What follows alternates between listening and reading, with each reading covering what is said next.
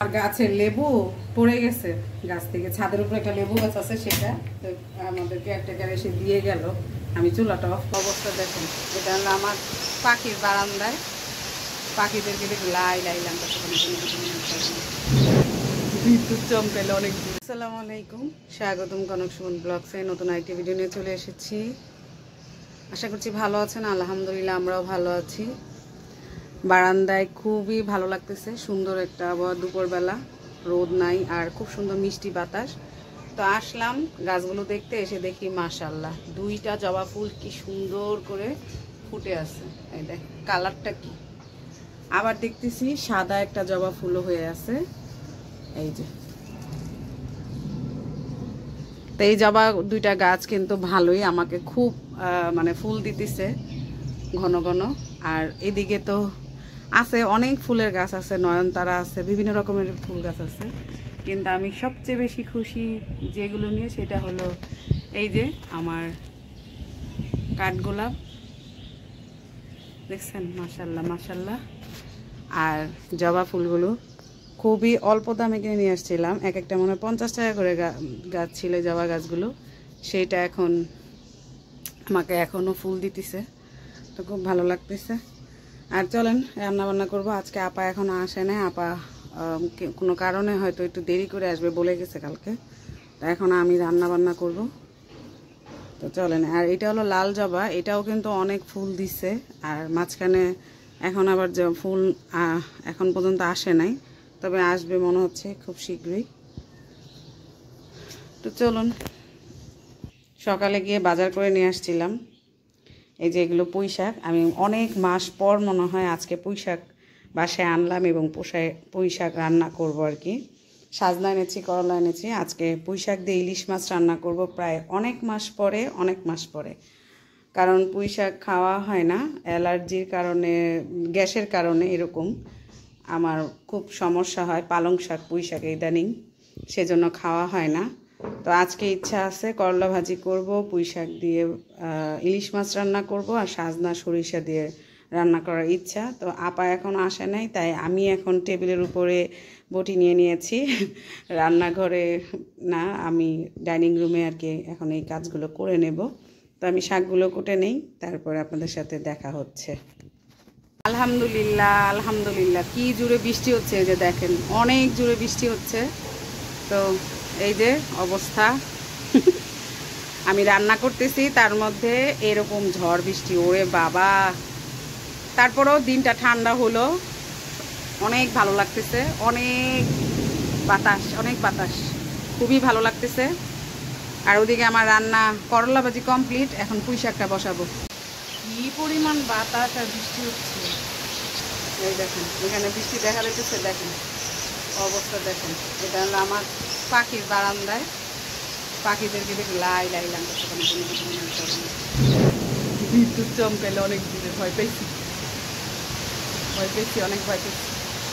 তোমাদের কি ভয় লাগে? এই যে একজন টুকি,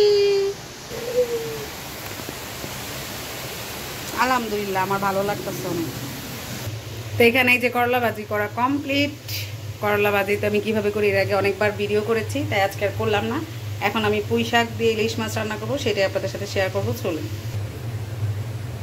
হাই রে বৃষ্টি হচ্ছে, মনে হচ্ছে সারাক্ষণ এইখানে বসে বৃষ্টি দেখি, রান্না করতে ইচ্ছা করতেছে না, অনেক বৃষ্টি হচ্ছে। ক্যামেরাতে তো আপনাদেরকে আসলে অল্প একটু যাই ভিডিও করে শেয়ার করি, আমার মনে হচ্ছে এখানে আমি বসে বসে বৃষ্টি দেখি, কারণ অনেক দিন পরে এরকম বৃষ্টি দেখতেছি, খুব ভালো লাগতেছে। বিসমিল্লাহ।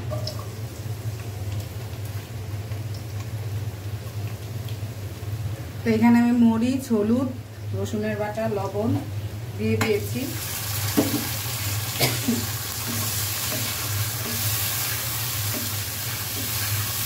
অনেক মাস পরে রান্না করতেছি এই তরকারিটা, জানি না স্বাদ হবে কিনা, কিন্তু স্টার্ট করে রান্নার চেষ্টা করবো। আর বৃষ্টি দেখে একটু ডাল ভিজালাম, বিকালে যদি পারি একটু পেঁয়াজও করবো। ধনে পাতা নিয়ে আসছি আজকে, যখন বাজার করে এনেছি আমি নিচে থেকে করলা, সাজনা, পুঁই শাক এগুলো করে নিয়ে আসছিলাম। কে আসছে দেখি। আমার গাছের লেবু পড়ে গেছে গাছ থেকে, ছাদের উপরে একটা লেবু গাছ আছে, সেটা তো আমাদেরকে একটা এসে দিয়ে গেল। আমি চুলাটা অফ করে দিচ্ছি। তো পুক্ত হয় নাই, কিন্তু তারপর পড়ে গেছে। এটা কিন্তু অনেক বড় হয়, এগুলো অনেক বড় বড় হয়। যে ব্রাহ্মণবাড়িয়া নরসিংদীতে এই লেবুটা হয়। এটা আমার এক দুলাভাই দিছিল গাছটা। এখন মাছগুলো দিয়ে দিই, মশলাটা তেল উঠে আসছে। আর আমি শুধু লেজ আর মাথা দিয়ে করবো, আর একটা চাকা দিচ্ছি, কারণ এটা খাওয়াই হবে রাতের বেলা, শুধু একবেলা। আর পুঁই শাক, শাক জাতীয় জিনিস মানে একবারের বেশি দুইবার হয়তো যায়, এরপর কিন্তু আর ভালো লাগে না। তো এটা হোক, এটার মধ্যে হালকা একটু পানি দিয়ে দিব, দিয়ে এটা কষানো হোক, তারপরে আপনাদেরকে দেখাবো।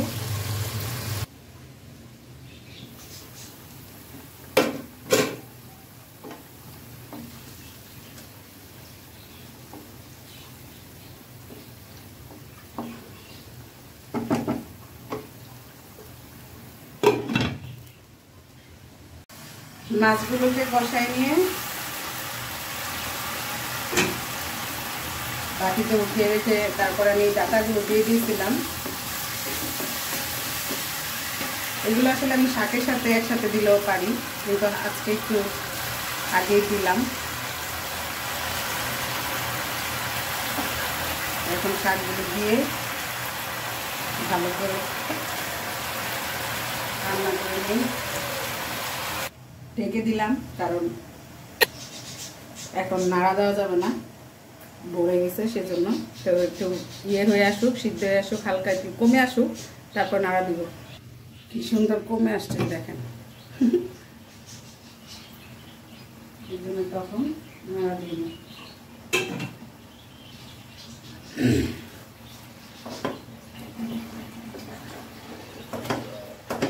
শাকগুলো ভালো সুন্দর একদম।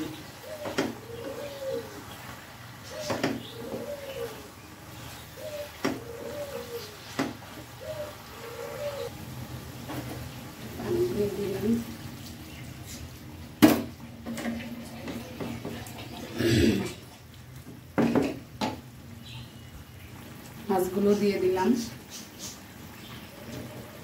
এখন ঢেকে দিব। ঝোল যতক্ষণ না শুকাবে ততক্ষণ আগে রান্না করে নেব। এখানে কিন্তু অল্প একটু পানি দিচ্ছি। আমি ঢাকনাটা এখন খুলে রাখি, হালকা ঝোল আর কি শুকাবে, এটা শুকিয়ে যাবে।